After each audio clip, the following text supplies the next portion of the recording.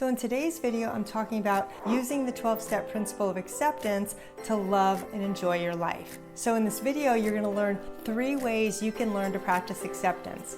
But if you're new, my name's Farris. I'm a psychotherapist and I love helping people create relationships at work. So what is acceptance?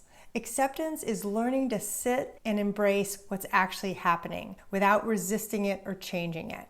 Now, when things go well, this is no big deal. But when things don't go well and it's things outside of our control, that's usually when acceptance is a lot harder to practice.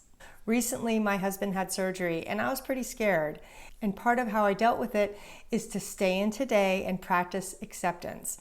I could resist that fact or I could embrace it and work through my feelings.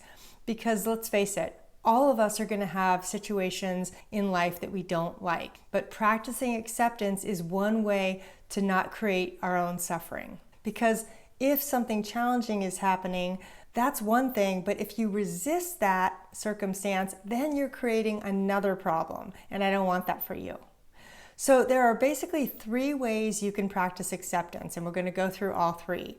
The first one is accepting life on life's terms. This was huge during the pandemic. I remember exactly where I was when I heard that we were all going to shelter in place.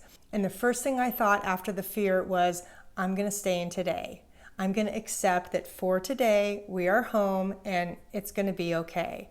That practicing of acceptance, I noticed throughout my 12-step community. We were all practicing acceptance because we didn't know what tomorrow was going to bring. And that's how we got through it. And I noticed that the people in my life that were in recovery practicing acceptance were the ones who fared a lot better than ones who didn't and really resisted the process. But part of why acceptance is so valuable is it keeps us focused in the moment. Because when we worry about tomorrow or yesterday, we're not in today. And that's part of why acceptance is so valuable, because we're basically just accepting what is. That doesn't mean we're agreeing with it. It doesn't mean we're even wanting to participate in it. It just means that for today, whatever is happening in your life, you can sit and accept it without fighting it. Now, that doesn't mean you're not going to have a lot of emotions. Frustration, anger, resentment, hurt, all of those may come into play because we don't like it when certain things happen. Maybe you have a relationship that's ending. Maybe you have a job that you lost recently, or you have to move. Those are changes that are big, that tend to create a lot of stress. Like for instance, a very dear friend of mine has to move cross country because financially it's going to be a lot easier for her to live with her husband comfortably. She has been fighting this move for years. But she recently has been doing a lot of acceptance work, and she's actually ready to make that move.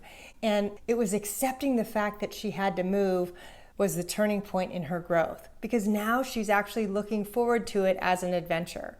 Doesn't mean she's not going to miss home, but practicing acceptance got her through a major life change. And believe me, it can you too. Because part of accepting life on life's terms is knowing that things are going to change and they don't stay the same. And when we fight and resist that, we cause our own suffering versus being able to sit with, yeah, you know what, change is uncomfortable and I don't want certain changes in my life. I still face that today, losing certain really important people, or certain comforts are no longer there thanks to the pandemic. Those are things I've had to learn to accept, but that doesn't mean we're not going to have our feelings about it. But accepting life on life's terms is how you can enjoy life again. Another part of acceptance is accepting yourself for who you are. This means mistakes and all, because none of us are perfect. And part of codependency recovery or any type of personal growth work is learning to accept yourself as you are. I know for me, I've learned this when making really big mistakes.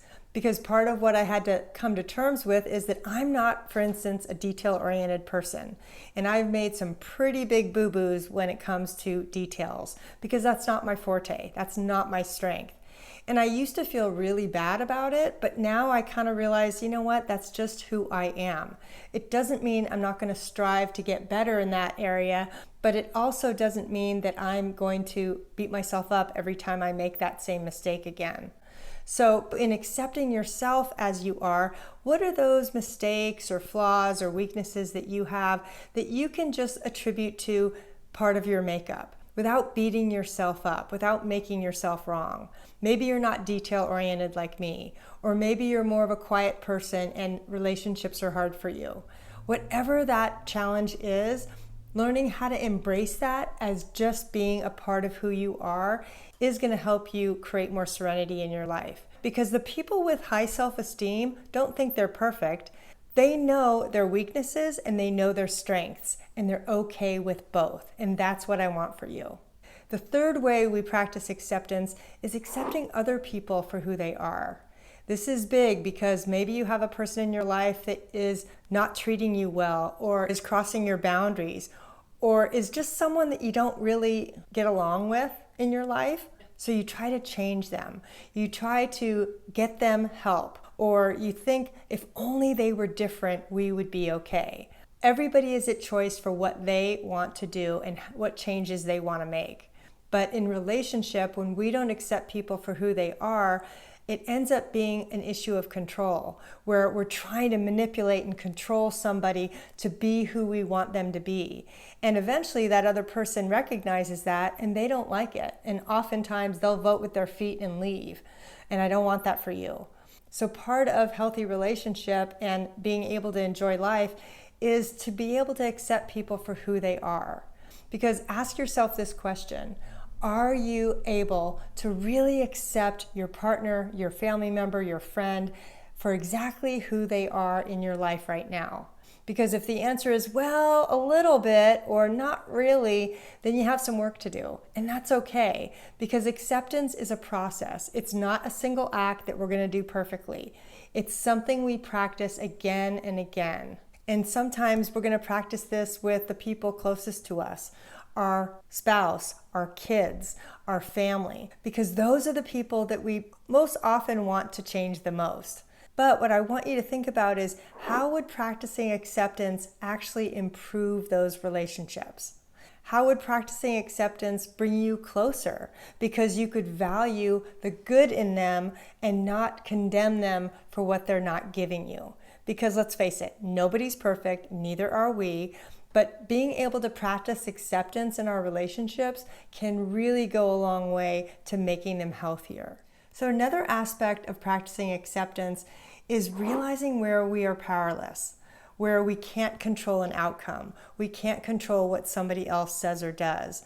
And even though initially that can be frustrating, ultimately that's where the freedom is. Because when we see our powerlessness, where we can't affect change because it's about something outside of our control, that's when the acceptance starts to make sense. Because we know where the line is between what we can control and what we can't control, which is namely people, places, and things outside of us. But when you recognize what you have total control over, which is your attitude, your behavior, your actions, your words, that's what's going to help you practice acceptance. Because when we practice acceptance, life gets easier. We're not resisting what's going to happen naturally anyway. Now, the next thing I want you to do is I want you to go watch my video on having realistic expectations, because that is your next step. Thanks so much.